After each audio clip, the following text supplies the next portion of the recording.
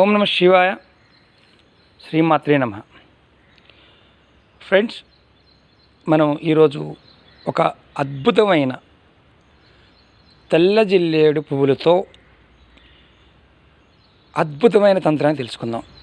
నిజంగా ఈ తంత్రాన్ని కనుక ఎవరైతే ప్రతిరోజు పాటించగలుగుతారో వారి జీవితాల్లో ఆ ఈశ్వరుడి యొక్క కృప, కటాక్షం అన్నీ కూడా సమృద్ధిగా ఉండటం జరుగుతుంది. ఈ పువ్వులు కనిపిస్తున్నాయి కదా, తెల్ల జిల్లేడు పువ్వులు. నేను ఆల్రెడీ తెల్ల జిల్లేడు మీద 4-5 వీడియోలు చేయడం జరిగింది. తెల్ల జిల్లేడు వేరులో గణపతి స్వరూపాన్ని కూడా మీకు చూపించడం జరిగింది. దీన్ని అర్క అంటారు, దాన్ని అర్క గణపతి అంటుంటాం. ఉత్తరం వైపు వేరు గురించి చెప్పాం.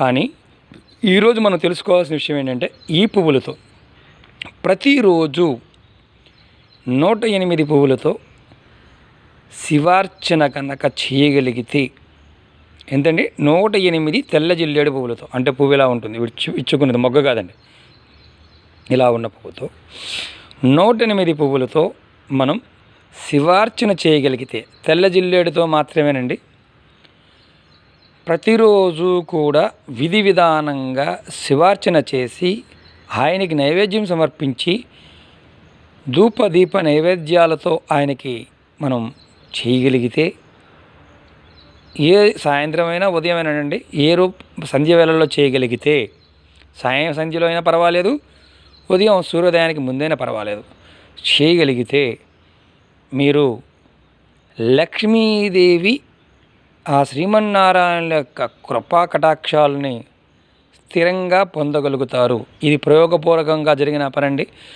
మీకు గ్రహాల యొక్క అనుకూలత లేకపోయినప్పటికీ మీ జాతకంలో ఎలాంటి దుష్ప్రభావాలు ఉన్నప్పటికీ కూడా కాలస్వరూపమైన ఆ శక్తి, ఆ మాత యొక్క శక్తి మీ మీద పనిచేసి ఎలాంటి నెగటివ్ ఎనర్జీలు కానీ, నెగటివ్గా ఉన్న జాతకంలో నెగటివ్లు కానీ మీ మీద పని చేయకుండా ఆ ఈశ్వరుడు అడ్డుకోవడం జరుగుతుంది.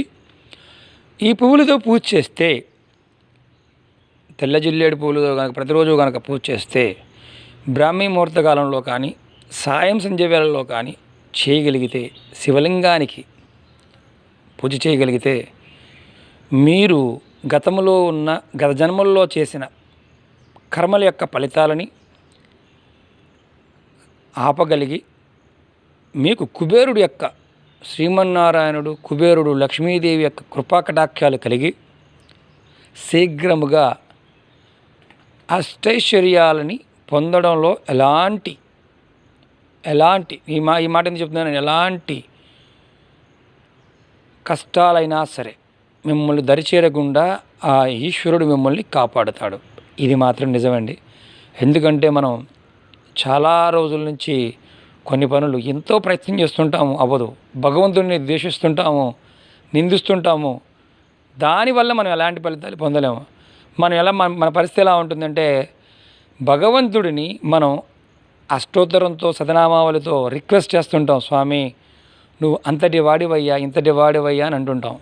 అంటే సమాజంలో మనం ప్రతి వాళ్ళతోనూ మన కార్యాలు పూర్తి చేయాలంటే అందరితోనూ సానుకూలంగా ప్రవర్తించాలని దాని అర్థం. ఈశ్వరుడు మనలోనూ ఉంటాడు.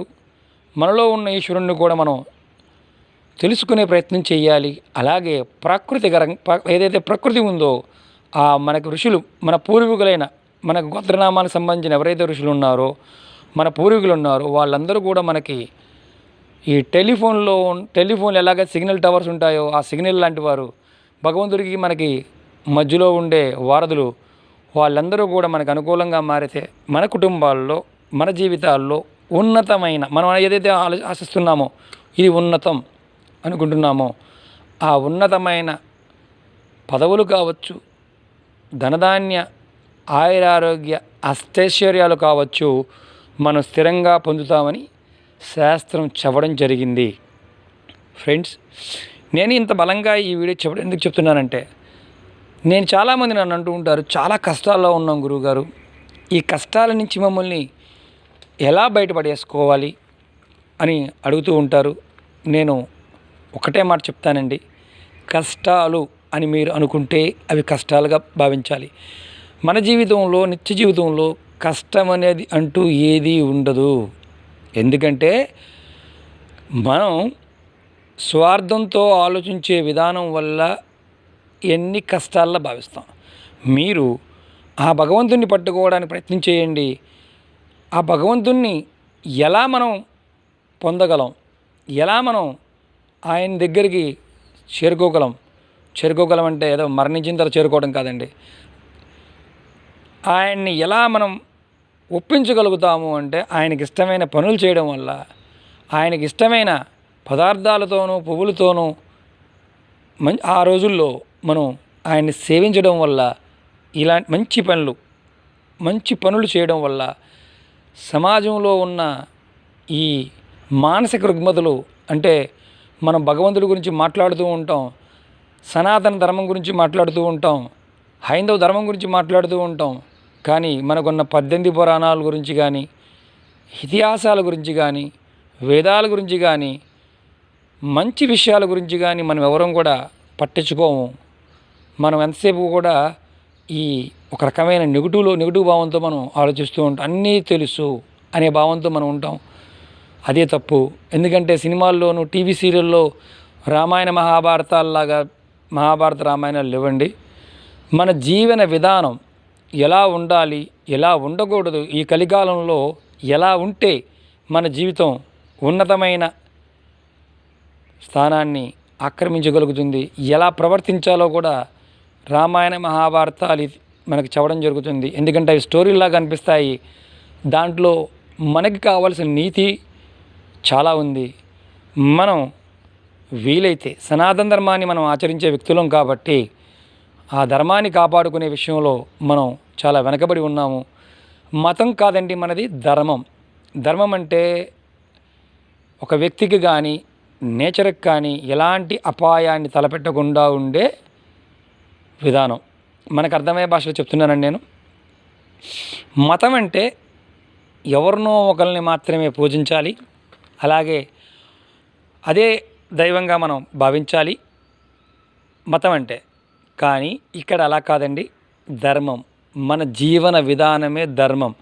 మన ఋషులు డైరెక్ట్గా దేవతల దగ్గరికి వెళ్ళటం, వాళ్ళతో మాట్లాడటం, వాళ్ళు యజ్ఞయాగాదులు చేసినప్పుడు అవిసెలు ఇవ్వటం, వారు డైరెక్ట్గా తీసుకోవడం, వారు మాట్లాడటం జరిగింది. అంటే మన పూర్వీకులు చాలా శక్తివంతమైన వ్యక్తులు. వాళ్ళు ప్రయోగపూర్వకంగా, పరీక్షపూర్వకంగా చాలా తంత్రాలు చూడడం జరిగింది. ఈ చెట్లు గురించి కానీ, నేచర్లో ఉండే స్థితుల గురించి కానీ, ఆ నక్షత్రాల గురించి కానీ, ఆ ఎనర్జీని ఎలా పొందాలో, ఏ విధంగా పొందాలో మనలాంటి అంటే ఈ భారతదేశంలో ఉన్న జనాలకి కాదండి, ప్రపంచం మొత్తం మీద ఈ ధర్మమే ఉండేది ఒకప్పుడు. అందరికీ చెప్పడం జరిగింది. రాను మన ధర్మాన్ని మనం వదిలివేయటం వల్ల, అలాగే విస్మరించడం వల్ల మనం ఇలాంటి ఫలితాలను పొందుతున్నాము. ఎవరిని మనం అనుకరించాల్సిన అవసరం లేదండి. ధర్మాన్ని మనం ఆచరించడం వల్ల ఆ ధర్మంలో ఉండే మంచి విషయాలు మనం సంగ్రహించగలుగుతాము. ఎవరైనా సరే జాతకం, అలాగే జ్యోతిష్యం, తంత్రం, మంత్రం, యంత్రం ఇవన్నీ మన ఋషులు, మన పూర్వీకులు సృష్టించినవే. వారు ఎక్కడా కూడా ఇలాంటి విషయాల్లో డీవేట్ అవ్వలేదు. వాళ్ళు ప్రయోగాలు చేయడం జరిగింది.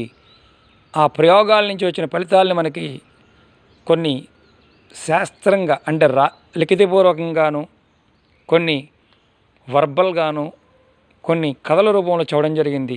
ఇవి పట్టుకోవడానికి ప్రయత్నం చేద్దాం చేతనైనంత వరకు. ఇది పట్టుకొని మనం మన జీవితంలో మన రాబోయే తరాలకి మంచి చేయడానికి మనం ప్రయత్నం చేద్దాం.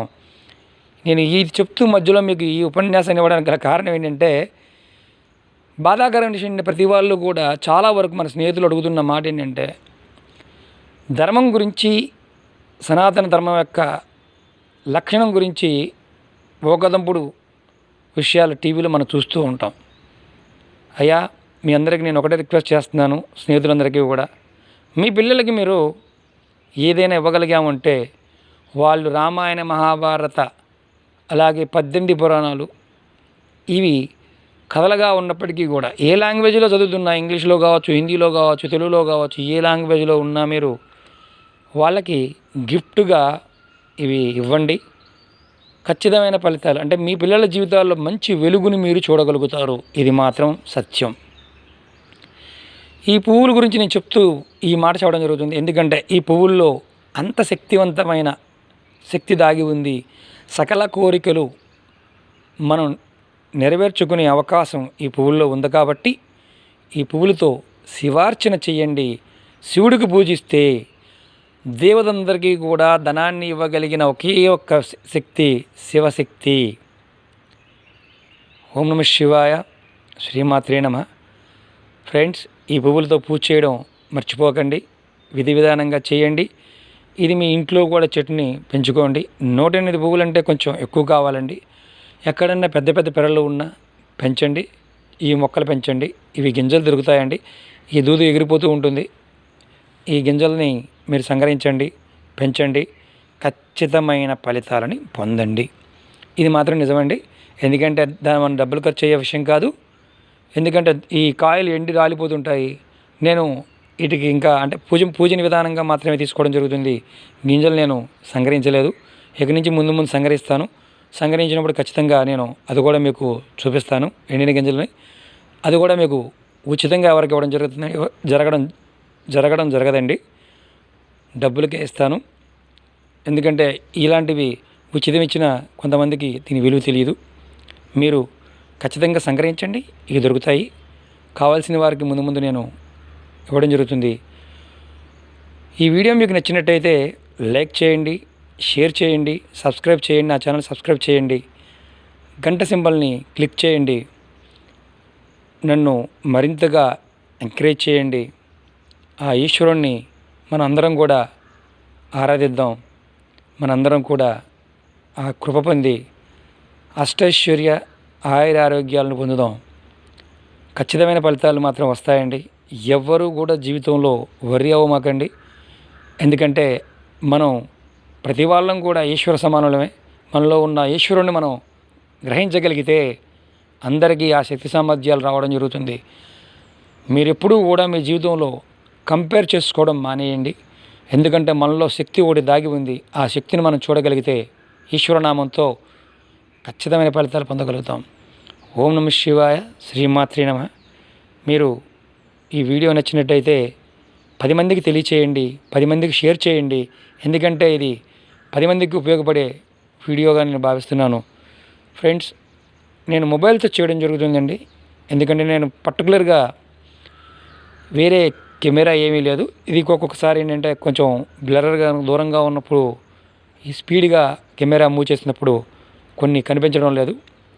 దానివల్ల ఇబ్బంది అవుతుంది. అందుకని ఇలాంటివి దగ్గరగా చేయడం జరుగుతుంది. నేను ఫీల్డ్లోనే అందరికీ తెలిసే విధంగా ఈ వీడియోలు చేయడం జరుగుతుంది. మీరు అన్నిదా ఏదన్నా క్వాలిటీ తక్కువగా ఉన్నా అన్నిదా భావించొద్దు. ఎందుకంటే నాకున్న అవకాశం ఇవి ఒకటే కాబట్టి ఈ విధంగా చేయడం జరుగుతుంది. మీరు కూడా ఈ తెల్ల జిల్లేడు పువ్వులతో అష్టైశ్వర్యాలని భోగభాగ్యాలని పొందుతారని ఆశిస్తూ ఓం నమః శివాయ. శ్రీమాత్రే నమః.